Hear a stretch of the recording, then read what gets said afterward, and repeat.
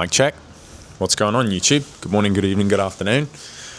Welcome to the Quantum Traders Pro channel. And in today's video, we're going to be covering off on probably one of the most important questions that you should be asking yourself in your trading journey, which is how to actually quit your job from trading. If you're going to trade full time, if your objective in learning how to trade the financial markets is to replace your income and quit your full-time job, then there are a few things that you should be doing in order to accomplish that. I feel like these days social media just has everybody talking about trading like it's some hobby. It's like this fun thing that everybody does now. The percentage of retail traders now is off the charts. Everyone on Instagram is a trader, but it's like, are you trading full time? Do you currently attend a 9 to 5 and you trade in the evenings on your computer, in an effort to try and improve your circumstances? That's not trading full time. That's a hobby. And I feel like if the reason that you're learning how to trade is to trade full time, then you should be treating it like a full-time business. And this is probably one of the most important things that I talk about all the time on my social media, inside the Quantum Traders community, is if you treat your trading like a full-time business, then it will eventually become one. Most people treat their trading like a part-time business, and that's why it only ever becomes a part-time business. It stays a part-time business. It's like your hobby. It doesn't eventuate to anything because you don't treat it like a full-time business. Now, in the trading world, you don't really have any costs of doing business, right? You have an expensive desk if you buy one, sit-stand desk. You've got a monitor, depending on how sucked in you get. You've got your computer, and that's kind of it. They're kind of like the costs in the trading business. There's no staff, there's no marketing budget, there's no overheads, there's no real, the barrier to entry is extremely low. So you don't really have any costs in the trading business. What you do have, however, is losing trades. You are going to have them. Nobody has 100% strike rate. If you're going to have losing trades, then that is essentially your costs of doing business. So shouldn't your objective be to reduce or minimize as best as possible, to the best of your ability, your costs of doing business? So what do I mean by that? Well, if you treat your trading like a hobby and you don't track your trades and you have no idea what you're doing and where you're going wrong, then you're treating it like a part-time business or a hobby, and that's all it will ever be.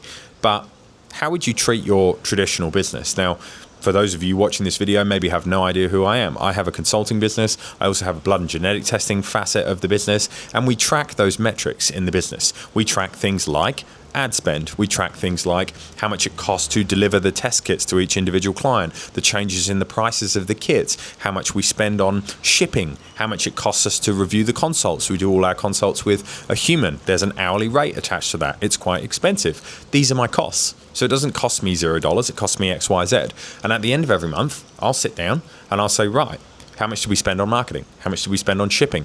How much do we spend on, resending test kits? How much do we spend here, there? They're my costs to do business, right? My objective should be to reduce those as much as possible without compromising the quality. Same if you have a construction business. How much do we spend on materials? How much did we spend on ads? How much did the sales reps bill us this month? How many commissions are we due to pay out this month? You would sit down and you would review those monthly, and you would say, right, how did we go? Not so good this month. Why? What happened? What went wrong? This happened. We spent too much on the marketing. We had somebody leave. We had a problem, or we messed something up and it cost us $20,000. Okay, so what do we need to do to implement next month to ensure that doesn't happen again? So why the hell wouldn't you be doing this for your trading? I often say to people, do you keep a log of your trades? Do you keep a journal of your trades? Oh no, I don't keep a journal. Well, how do you expect to improve? At the end of every month, you should be sitting down and saying something along the lines of, I'm a hybrid swing trader. I trade inverse head and shoulders patterns and head and shoulders patterns. I trade breakout strategies, right? I take between 7 and 10 trades a month. I'm mainly on the 4-hour and the daily time frame, and I use a bit of hybrid higher time frame analysis. Okay, how many trades did I take this month? I took 17. Cool, so I'm over trading this month. Why? 7 of my trades were in the Asian session, not in the London and the New York session, and my trading plan says that I favor the London and the New York session. Okay. So there's my problem number one, is there's 7 trades there that aren't supposed to be there. So what are my lessons for next month? How much was my cost of doing business this month? Well, those 7 trades, all of them were losers. Okay, what about the other 10? Well, 8 of those were winners. 1 was break even and 1 was a loser. Cool. So I've essentially just wiped 90% of my losing trades for the month by changing one thing. Focusing on what did I do wrong this month? I traded outside my normal time frames, outside my normal zones. I'm not supposed to be trading Asian session, and I did, and I lost every Asian trade that I took. Cool. Easy fix. So if I start treating my trading business like a full-time business and I start auditing my performance every month like you would in a traditional business model, then I'm going to improve. I'm going to make small incremental tweaks and refinements every month, and over time, next month, same again. How did we go?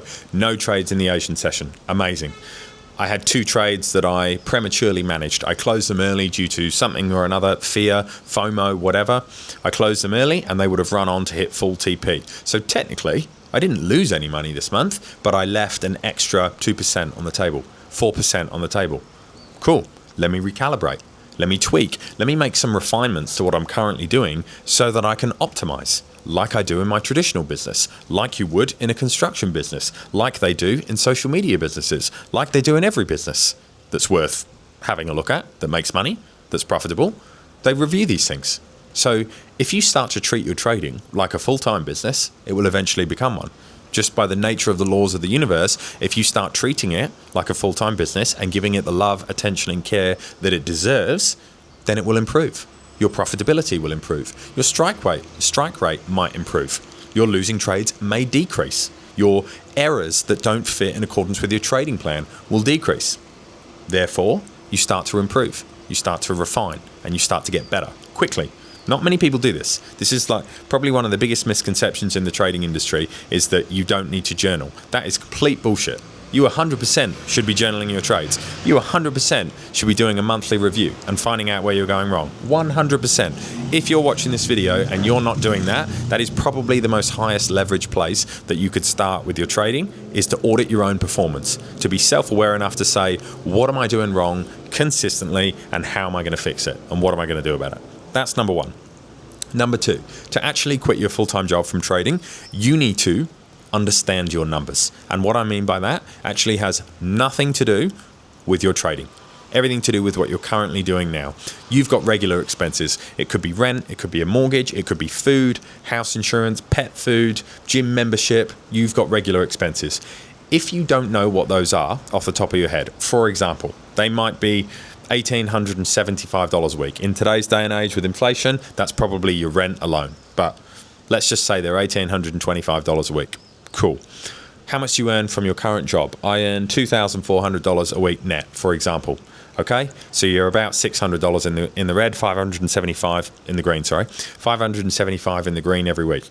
Okay, so what do you need to do in order to replace your income? Because if you're not replacing your income, you should not be quitting your full-time job. Because when you start to play around with leverage, and when you start to play around with essentially every losing trade affects your ability to pay bills each week, you're going to start becoming emotional. You're going to start making mistakes. You're going to start changing your trading plan. You're going to start prematurely closing trades, prematurely entering trades too late.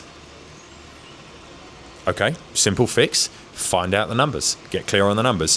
For example, if you're planning on saving 10% of your income, you're planning on paying 25% tax, whatever structure you decide to put your trading in, depending on where you live in the world, obviously, what that means is that now you need plus. So it isn't just, I need $1,825 a week. You actually need more than that to allow for tax, to allow for savings. For example, let's go with a round figure.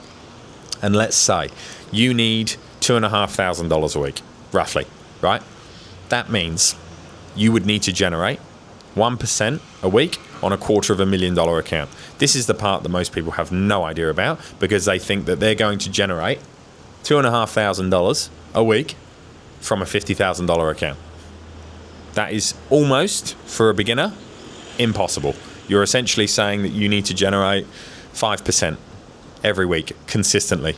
No bad weeks, no bad months, no extended losing streaks. You've got to generate 5% a week, every single week, for 52 weeks of the year in order to replace your income. Not to like vastly supersede your income, just to replace it, just to quit your job. In my opinion, that is not anywhere close to being ready to quit your full-time job. If you've got a $250,000 account, whether it's funded, your own capital, investor capital, wherever you get it from, that's a later on down the line problem. You need to figure out, how big does my account need to be?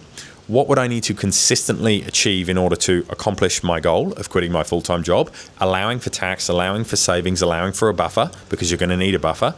What would that actually need to look like? This is getting clear on your numbers. And maybe it's a $250,000 account, because that means if you're doing, what would that be? If you're doing 1% a week on a $250,000 account, you've replaced your income. That's achievable. That's achievable. That's about 52% a year. That's achievable. That's not easy. You would need to be disciplined and regimented and build a plan, audit your performance, treat your trading like a business, but 50% per annum is very achievable. Therefore, if you know your numbers, you now know what your target is. Your target isn't 50K account, Hail Mary. Your target's $250,000 account, relatively safe returns. What's my trading profile like? What's my strategy? What kind of trader am I? Am I a hybrid trader, a day trader, a swing trader? If I'm a day trader, then the chances for me over trading is probably going to be present. But I know now that I only need to get 1% a week on a 250K account. So I probably don't need to overtrade. In fact, probably the smartest thing for me to do is to get my sniper rifle out and be picky and only focus on setups that are in my trading plan. Only focus on setups that meet my criteria. Entry criteria, stop loss criteria. Can I get good enough risk to reward before my first trouble area or TP areas? How am I going to manage my scale-ins? What am I going to do about taking multiple positions at once? How much maximum risk will I have on the table across my account? These are all questions that as a trader, you should know the answers to. And if you don't know the answer to these questions, then you're treating it like a hobby and you're treating it like a side business. So that's number 2. Number 3 is to be very, very realistic about the timeline involved in quitting your full-time job. I can give you some examples. I learned how to trade in 2017. I sucked for almost 3 years, and then I got really good at the end of 2019 and early 2020. Then COVID came around and I got lucky. Market conditions changed. If you're watching this video and you've been trading the financial markets for longer than 6 years, you will know there was some unbelievable opportunities on the cards in 2020 and 2021, and I capitalized on those very well. But I'm not going to sit here and say that was 100% my own skill. There was a skill element involved, but I got lucky. I was in the right place at the right time for about 2 years, and I got rid of all my stupid mistakes at the end of 2019. I got serious. I started treating it like a full-time business, and I quit my full-time job at the end of 2021 after making a shit ton of money from the financial markets, enough for me to comfortably quit my full-time job, and we'll talk about that afterwards. So, if you need to get clear about your timelines, that's my timeline. It took me 3 years. The best example of a timeline I have for you is one of the head traders inside Quantum Traders, Ellis, quit his full-time job 9 months after getting his shit together and taking it seriously. Trading, messing around, stupid trades, no plan, no journal, no auditing his performance. Shift, change, 9 months later, replaced annual salary with the profit from one trade and quit his full-time job. And to my knowledge, that's the fastest example, which is good because my objective was to help him do it faster than I did it. 9 months is the best example of consistent, proven track record, verifiable results in quitting your full-time job. So there's a couple of metrics for you. So right now, if you've just followed along with my maths calculations and you've realized that you need a 250K account because your expenses are $1,825 a week and you need to earn $2,500 a week, if that's you watching this video right now, then depending on where you're at, if you currently don't have any capital to trade with and you currently don't have any funded accounts that you've passed, then this is going to take you some time. It maybe isn't going to happen as fast as 9 months. Maybe it's going to take you 2 years. Maybe if you dedicate the next 2 years of your life to getting your shit together and taking it seriously, then maybe that's your timeline. Maybe you could pass 5 50,000 accounts or maybe 1 250 account in that 2 year period. Maybe you could spend 6 months sharpening your sword, refining your edge, getting yourself to a place of consistency where you're treating it like a full-time business, enough such that it generates you 1% a week, replacing your income, then that's a realistic timeline. There's no such thing as all this internet, social media, clickbait bullshit that tells you you're going to quit your full-time job in 2 months. That's bullshit. It's not realistic. It's not credible. I've just given you 2 examples. Mine took me 3 years to get good, and then another 1.5 years after that to quit my full-time job. So 4.5 years for me, 9 months for my best performing student, who is now the guy that runs our webinars inside Quantum Traders. So there's 2 metrics for you. So your metric isn't going to be 2 to 3 months. You need to get realistic and you need to get serious about how long this is going to take. Reverse engineer the numbers, work out what you need to achieve. How big does your account need to be? What do your returns need to be? Start treating your trading like a full-time business. Your trading business like a full-time business instead of like a hobby, instead of like a part-time side hustle that you just mess around with here and there. Start taking it seriously. Start treating it like a full-time business, and it will eventually become one. And lastly, the final thing before we finish up, you need to have a metric for the circumstances under which you leave. What do I mean by that? If you replace your income on week 37, you make $2,500 using our numbers from before. You make $2,500. You are not writing your resignation letter, or you shouldn't be writing your resignation letter that night. It should be a metric, a quantifiable metric.